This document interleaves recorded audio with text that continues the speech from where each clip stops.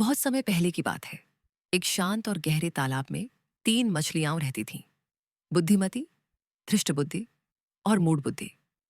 तीनों दिखने में एक जैसी थीं, लेकिन सोच और स्वभाव में बिल्कुल अलग। बुद्धिमती बहुत समझदार और दूरदर्शी थी। धृष्टबुद्धि साहसी थी, लेकिन थोड़ा जिद्दी।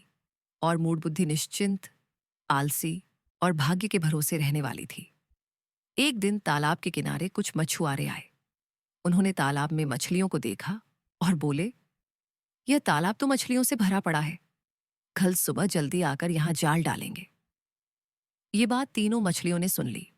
बुद्धिमती तुरंत चिंतित हो गई। उसने कहा, यह बहुत बड़ा खतरा है। हमें एक पल भी यहां नहीं रुकना चाहिए।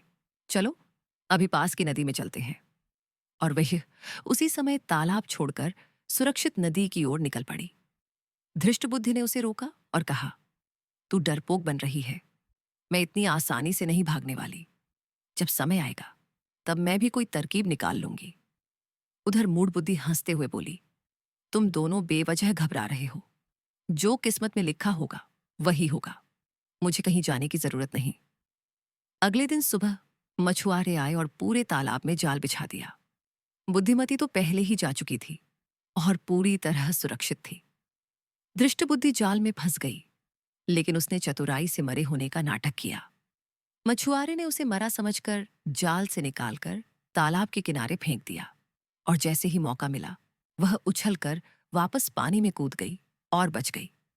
लेकिन मूढ़बुद्धि कहीं छिपी नहीं, भागी नहीं और कोई चाल भी नहीं चली। वह पूरी तरह मछुआरों के जाल में फंस गई और पकड़ी गई।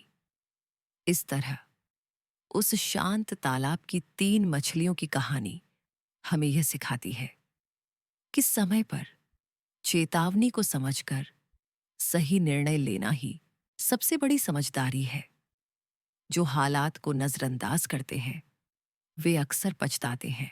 अगर आपको ये कहानी पसंद आई हो तो लाइक जरूर करें, और ऐसे ही और प्यारी कहानियों के लिए हमारे चैनल दादी माँ की अनमोल कहानियों को सब्सक्राइब करना न भूलें।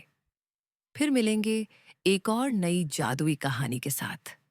तब तक के लिए अलविदा।